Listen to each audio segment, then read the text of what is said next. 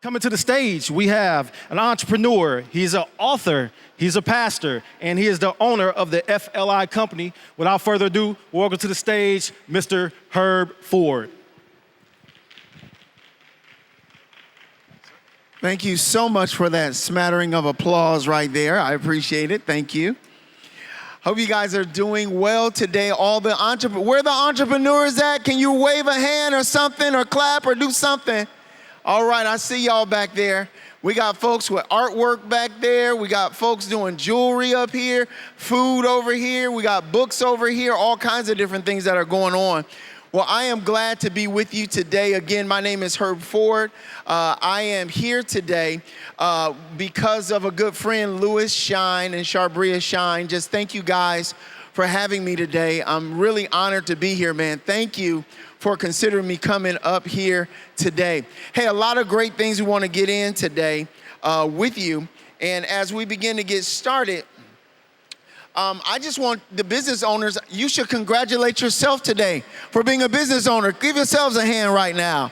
If you are a business owner, you ought to clap, shout, do something. I'm going to apologize because for more than 20 years of my life, I have been a pastor as well. So if I roll into some amens every once in a while, somebody oblige me by at least saying amen or something if I do, but I'm going to try to keep it straight. Okay, there's one back there in the back. All right, so as we get ready here today, the one thing that I want to do is,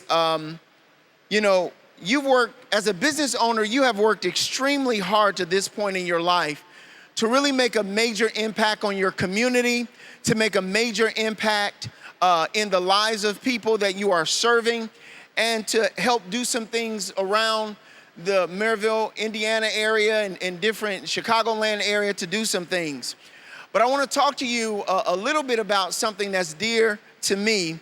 And if I had the opportunity to give you the name of this particular talk today, it would be Never Quit. Somebody say never quit.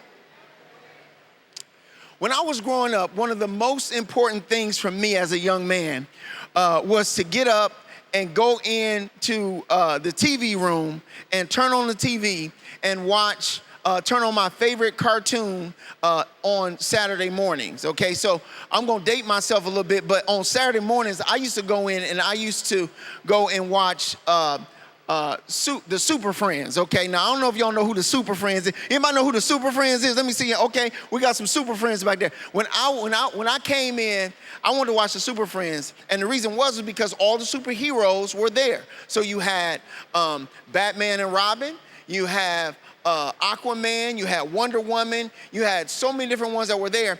But the favorite one that was there that I liked was Superman, okay? Superman. Why? Because Superman was the guy that had some of everything, and it was great to see it on TV.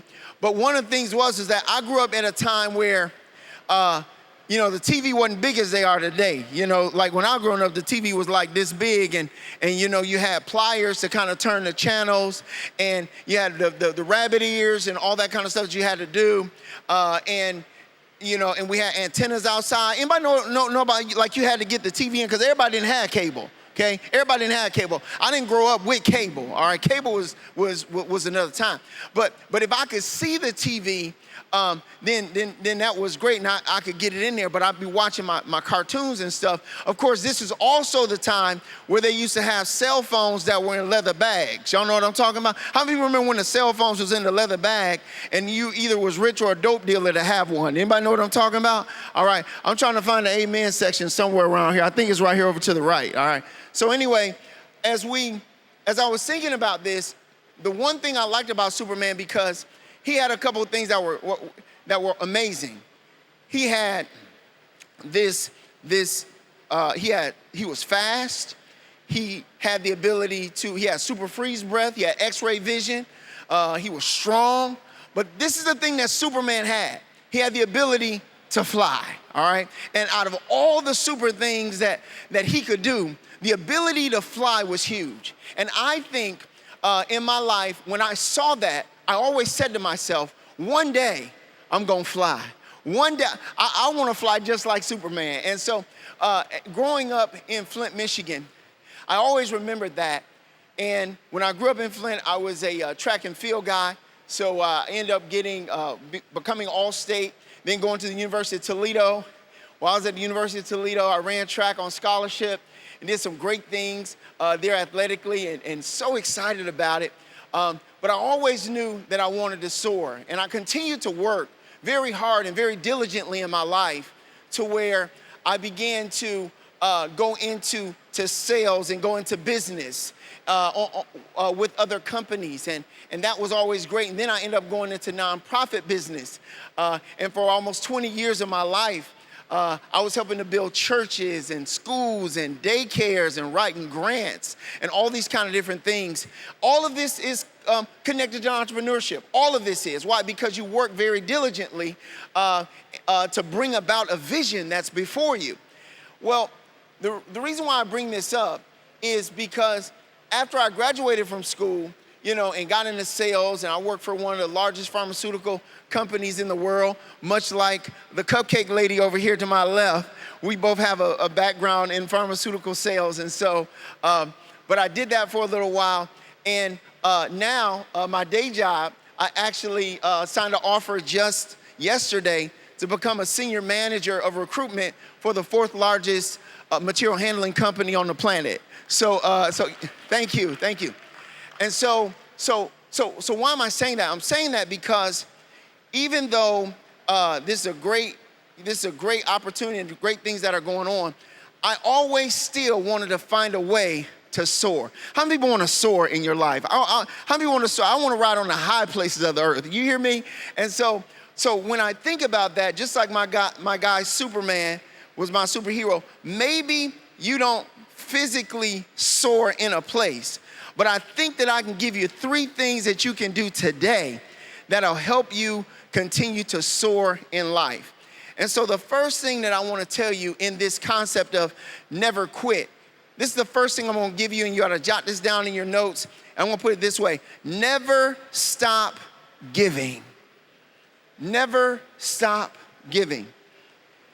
Every time we take the opportunity to give or to sow into someone else that is in need, you are leaving tools or sending tools in your future to help you for when you get there. Every time you take a moment to grab somebody, to help them in some way, you begin to do that. So think about this. We can give our talents. We can give information. Like today, this is a huge day for information. There should be people all over the place watching this. Why? Because this is an information highway today. We can give of our finances. We can give folks food and clothing. We can lend an ear. But each time we do it, we're declaring, I have a tomorrow. And when I get there, there's going to be something there waiting for me when I get there. How many people agree with that right there? There's something that's going to be waiting on me when I get there. So I want to tell you this right here, and we'll say it again. Never quit giving. Look at somebody on the side of you and say, never quit giving. Never quit giving. I was thinking about this because when I first moved to Lima, Ohio, which is where I spent the majority of my working years thus far in Lima, Ohio, I went to the local high school. And when I went to that high school, I was being a former track and field guy. I just went up there and said, you know what, I want to volunteer. I want to help my community in some way. I want to say, you know what, I ran 10.39 in 100 meters, so maybe I can help another young man run 10.39 in 100 meters. So I got up there and started volunteering. Didn't get a paycheck for it, anything like that. Was leaving church a little bit early, leaving work a little bit early, and going over there and helping them. Well, I happened to run into this young man named Brian Stevenson. And Brian Stevenson was this young athlete. He was good at what he did and whatnot, but I tried to give him everything I could. I mentored the young man and whatnot. Well, the young man ended up graduating with a 3.8 GPA and getting admitted to Yale University, young African-American guy. Oh, it was awesome. And so I ended up talking to him, and that guy, I'm telling you what, he just kept on going up. So he played football for Yale. I guess the Harvard and Yale game is coming up pretty soon if they ain't had it already. He played football for Yale, but when he graduated, we stayed in contact. Matter of fact, I introduced him to his wife, and they've been married and whatnot. Well, that young man ended up going into English, but he wanted to go into coaching. So he wanted to be in education, and he wanted to coach. So he graduated from Yale and got asked to come and work at one of those high schools that it costs like about $50,000 a year to send your kid to. So he's a coach at one of them schools. So what they do for those coaches, they send them to the very highest level of competency that there is, okay? They're gonna send them to the NFL camp. They're gonna send them to the seminars where the top guys in the world are. And he was able to do that. Well, little did I know that my son was gonna be coming up about the same time that this young man was going through all that training and stuff. So I ended up calling that young man and saying, hey, Brian, how you doing? He says, I'm doing really good. I said, my son is coming up. I want to try to get him in that lane of where he's doing whatever. He went there. He said, okay, let me show you how to do it. So then, though I had tried to help him learn how to do what he was doing in track, he showed me the latest and greatest, okay, for my son, who ended up getting 14 scholarship offers for track and field all across the United States of America, Division I, and is still running today and is a conference champion in his senior year, about to graduate. Boy, I tell you what. But why am I saying that? Why? Because I never stopped giving. I gave it that day, but it was waiting for me on the other side. How many people know what I'm talking about when I say it? It's waiting for you right there. So never stop giving. Somebody say never stop giving. The next thing I want to talk to you about is this right here. That's number one. Number two is this right here. Never stop fixing problems. Never stop fixing problems. I grew up in Vehicle City, okay? I was born in Chicago. It's crazy. I was born in Chicago, moved to Flint, Michigan, where my mom raised me. Then I went to scholarship down in Toledo, Ohio, and now I live in Fort Wayne, Indiana. Boy, that's full circle right there, and that's full circle. Well, the thing is, I grew up in Vehicle City, Flint, Michigan. Yes, where they had the water crazy stuff going on, right? And I haven't talked about it a whole lot, but I actually own a real estate investment company called Ford Legacy Investment Company. That's my company. We do a lot of things through there. One of the things we do, we rent out properties. Let me just tell y'all, give y'all a little secret. If you can get your hands on some land, get your hands on some land. Because that's one of the only things that ain't getting made no more, okay, is more land. Now, they do have these projects over in China somewhere or Japan where they're putting dirt on top of water that they're doing. But what I'm saying is that in general, if you can get your hands on some land right now and property rent, how many people think rent prices then lost they mind right now? Yeah, see, if you own the property, you like happy about all that. But anyway, so, but one of the things that I will tell you is that in Flint, nearly every man I know that was over the age of 25 worked at General Motors. Almost all of them did. General Motors, that's where it was. I mean, they worked or retired. My father retired from General Motors. And part of my growing up was I had to make sure I knew how to change oil. My first job, I think I was maybe 8 years old. My first job was taking the 8-track pullout out the car at night so nobody stole our radio, our 8-track. Y'all know how many people here know what an 8-track is? Okay. When they go click, click, click, click, when you go to, yeah, all right. So I had an 8-track, and the thing is that I ain't talking too loud, am I? Am I sounding crazy? Okay, I just want to double check. Cupcake lady, keep me in line right there, okay? But Miss Wainwright, you know, but the one thing that I will tell you is that I had to learn how to change oil. I had to learn how to take care of the tires. I had to learn how to check the transmission fluid because we were losing transmissions like crazy, you know, during that time. But one of the other things I had to learn how to do, and this is good right here. You got to lock in real quick. One of the things was that I used to love when I got to spray starter fluid in the carburetor while my daddy was trying to turn the car on. And this was an old Cutlass Supreme is what it was.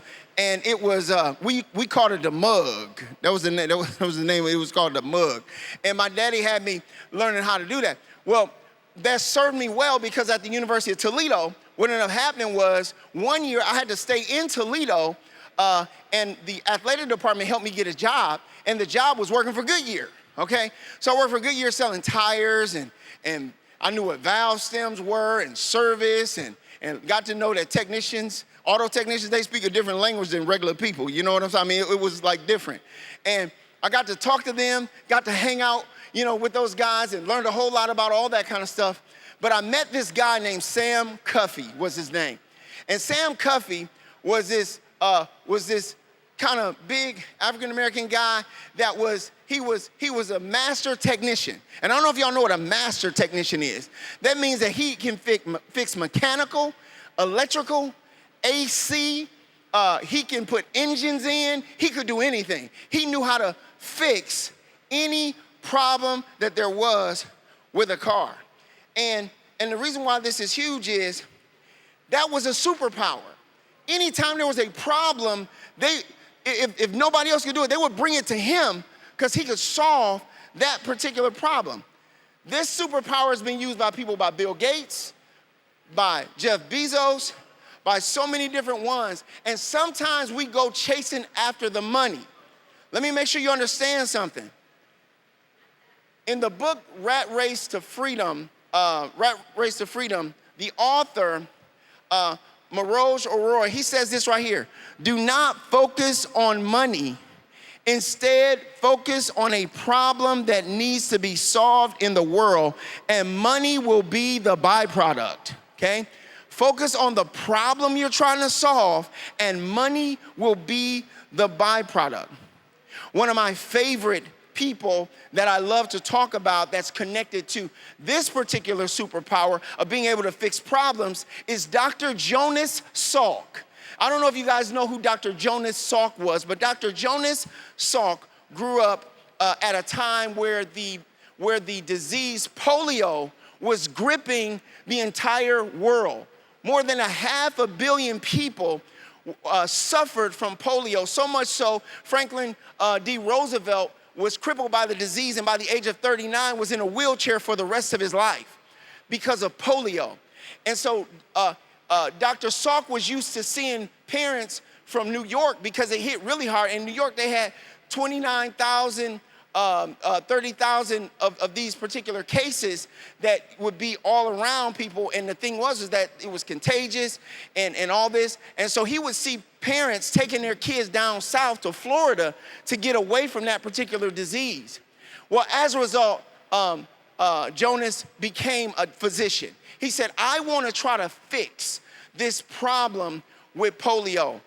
And, along with him, the University of Pittsburgh, Harvard, as well as President Roosevelt and the March of Dimes, from the time of 1948 to 1952, he made a decision that he was going to fix the problem of polio so that children could have normal lives, so that adults could have a long life with their kids. And when he was working on this in 1952, he ended up, over the course of those 4 or 5 years, at the end, he ended up inoculating healthy people. He inoculated his wife. He inoculated his 3 children. And last, to try this drug out, he inoculated himself. As a result, he had found a cure to polio. Polio at that time, if you think about it, in 1955, there were 30,000 or so cases. The next year in the US, it was down to 5,800. And the year after that, it was half of that. And to this day, in 2021, there were 6 cases of polio in the entire world. Why? Because Dr. Salk made a decision that I'm going to keep on fixing problems. See, when you fix a problem with excellence, excellence will get you in a door that mediocrity will never let you in. Excellence, when you can do it, when you can find it, when you can fix it, when you can mass produce it, when you can open a door that nobody else can open, when you can figure it out, there's something that's coming to you that's not coming to anybody else. Why? Because you found a way to fix a problem. Somebody look at somebody and say, fix problems, fix problems, fix problems. They asked Dr. Salk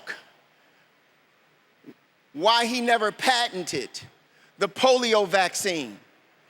He said, could a man patent the sun? Could a man patent the moon? He said the cure belongs to mankind. And Dr. Salk never had a money problem in his entire life. Why? Because he went to fix a problem and he didn't go fixing, trying to get some money. Somebody say amen, I guess. Number 3, and this is my final one. Look, I got me a timer right here. I know when I'm supposed to stop. So, number 3 finally here, and this is your third superpower. And I think this is the greatest one in the universe. And that, if you think about it as an entrepreneur, you've had to fix some problems. As an entrepreneur, you've had to do some giving. You've probably had to give of yourself, if nothing else. You've had to do some giving.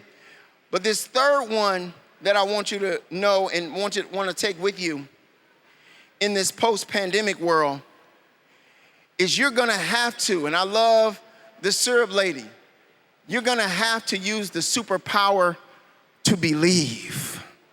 To believe. You gotta believe that you are the right person for the job.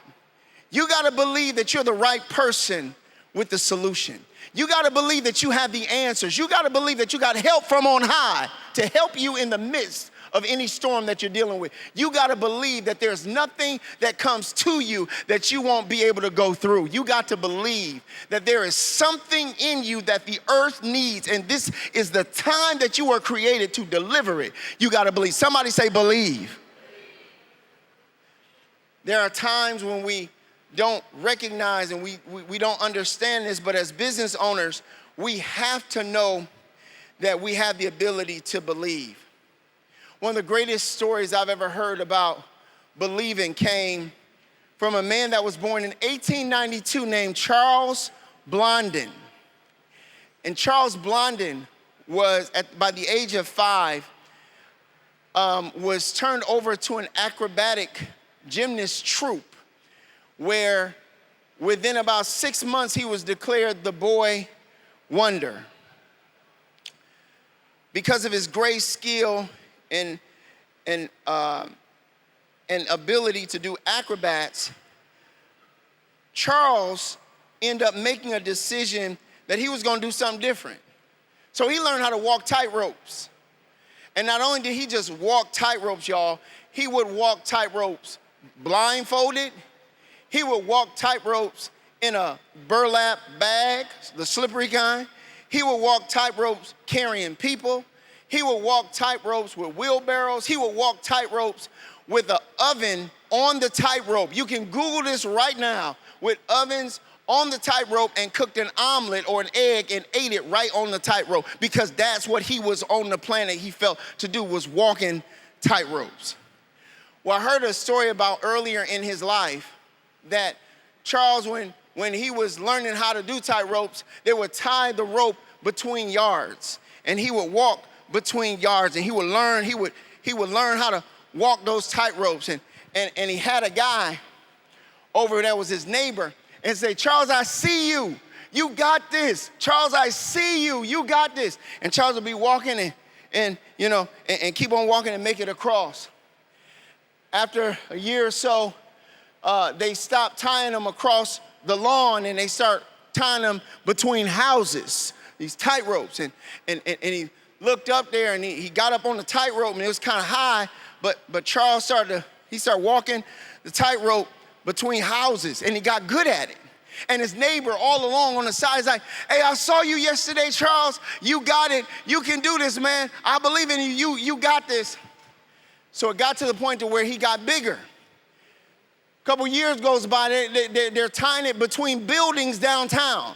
Buildings downtown, walking tightropes. This is the guy that was just doing acrobat work when he was 5, but he had learned how to walk these tightropes. And so he started walking the tightropes across the buildings, and he would make it, and he wouldn't fall, and he would just do good at it and get better and better and better to the point to where he did it across Niagara Falls. Matter of fact, by the end of his life, he had walked across Niagara Falls back and forth 300 times. 300. Have y'all ever been to Niagara Falls? Niagara Falls got so much water in it, you got to wear a raincoat just to watch the waterfalls. Charles, so it came to a point, one of his last feats, Charles, they tied it to go over Niagara Falls, and he got up on the tightrope, and he had a wheelbarrow on the tightrope. And what he was going to do is he was going to walk over there. And so he got up on the tightrope, and he was about to walk, and he says, I can't do this. And there's hundreds and hundreds of people running, no, Charles, going to get up there. And he'd get up there again, and he'd get to start, and then he would stop, and he would get down. And his neighbor came up. He says, hey, Charles, what are you doing? He says, I'm having a problem here. I don't know how I can do this. He says, no. Charles, I know you can do it. I seen you do this 100 times. You can do this. He says, you believe I can do it? He says, yes, I do. So he got up there, and he's about to walk, and he said, no, I don't think I can do it. I don't think I can do it. He says, Charles, I know you can do it. He says, do you believe I can do it? He said, I know you can do it. He got up. He put the wheelbarrow on there and looked at his friend and said, well, get in the wheelbarrow. Get in the wheelbarrow. Nobody here can tell you anything other than get in the wheelbarrow and believe that if you got a dream, if you got a vision, if you got something you're going to do, let me tell you something. Never stop giving. Never stop fixing problems.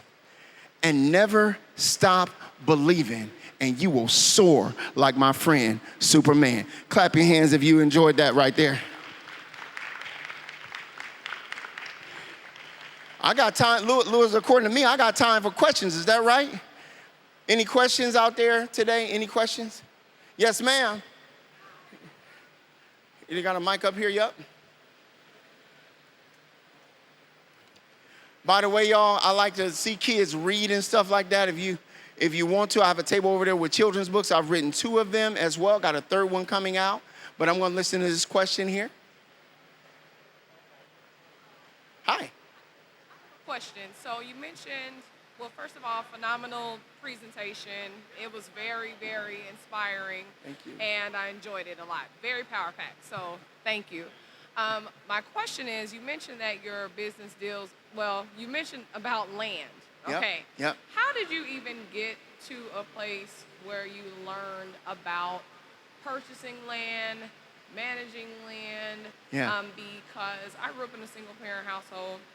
I'm from Gary, Indiana. Mm-hmm. And ironically, for the past 13 years, I worked for a property management company. Mm-hmm. I've always tried to push to get them to teach Mm-hmm. about purchasing land. Yeah.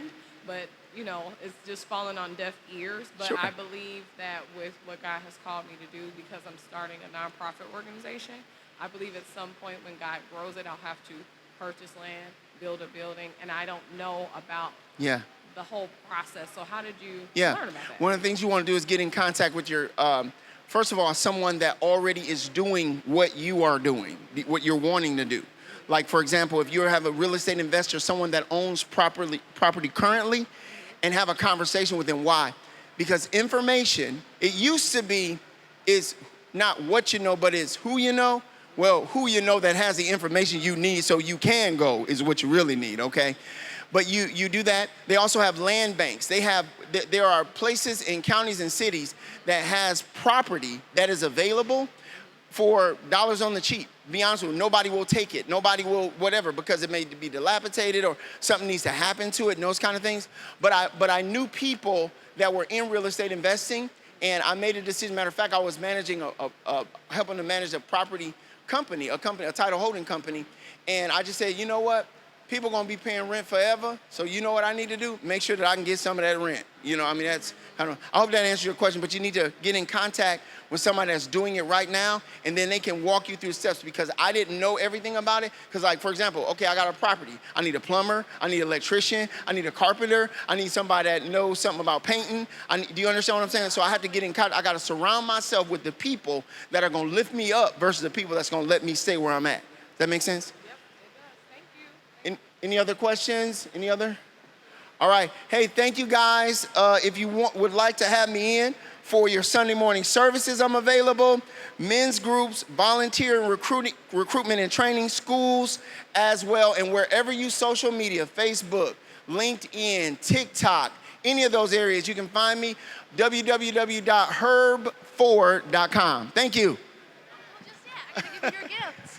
Give him up, Ford. I was about to call you Pastor. Herb Ford. Come on, you can be louder than that. Come on. That was amazing. Thank you. Yeah, we would like to offer you this great popcorn from Chicagoland Popcorn. It's locally here, and it is amazing. So we'd like to gift that to you. Compliments of Chicagoland. Now we have to get a picture.